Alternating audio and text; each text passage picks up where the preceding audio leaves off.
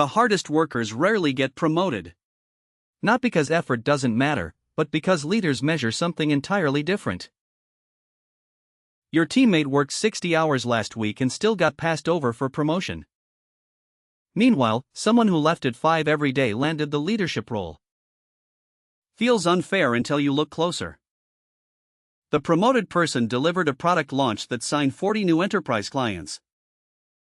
The other person spent weeks perfecting internal documents nobody requested. This video breaks down why the best leaders care about outcomes over effort and how you can make that shift starting today. Most of us grew up believing hard work automatically leads to success. Study longer, get better grades, that formula made sense in school for 20 years. But the professional world operates on a completely different system. Nobody actually pays you for the hours you spend sitting at your desk. Companies pay for problems solved, risks reduced, and revenue generated. Yet so many talented professionals still measure their own worth by how exhausted they feel at the end of the day. They wear burnout like a badge of honor and then wonder why their career feels permanently stuck. Busyness becomes a comfortable substitute for actual progress, and nobody corrects them because everyone around them is doing the exact same thing. The effort trap catches smart, dedicated people more than anyone because they genuinely believe more hours should equal more recognition. Outcome thinking does not mean working fewer hours. That misunderstanding keeps people from adopting it.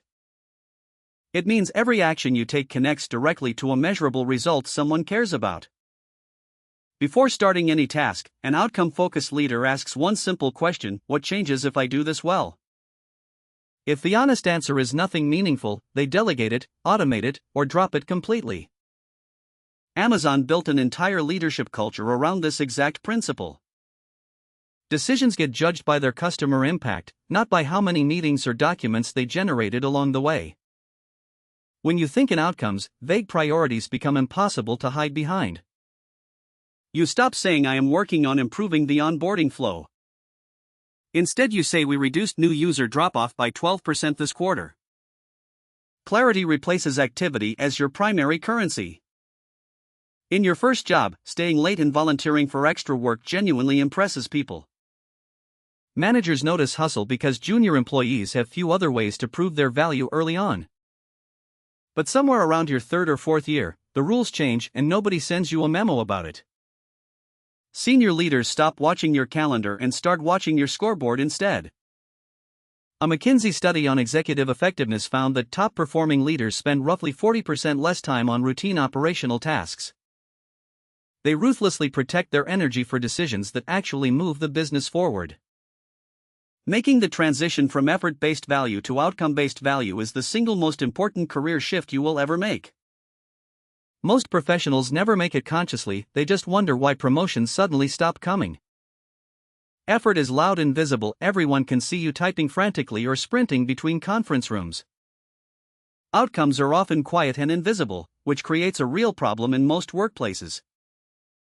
A well-designed system that prevents failures does not look like work at all from the outside. This leads to a dangerous pattern playing out in organizations everywhere. The firefighter who dramatically rescues a failing project gets standing ovations and bonuses at the end of the quarter. The architect who built the system so it never failed in the first place gets politely ignored. Strong leaders recognize this paradox and actively work against it every single day. They build tracking systems that celebrate prevention, not just heroic recovery after things go wrong. They train their teams to report what changed because of their work, not just what they spent hours doing. Pay attention to how a strong leader runs their weekly team meeting and the difference becomes obvious immediately. They never ask what did you work on this week, they ask what moved forward and what is still blocked. Every initiative starts with a clear definition of done before anyone writes a single line of code or sends one email. Progress gets measured in products shipped, customers retained, or costs meaningfully reduced, never in hours logged. Google's OKR framework became famous precisely because it forces this kind of discipline on teams. Objectives name the destination clearly, and key results prove you actually arrived there with evidence. When someone on the team is struggling, outcome-focused leaders never say just work harder or put in more hours. Instead, they ask what obstacle is in your way and how can I help remove it for you.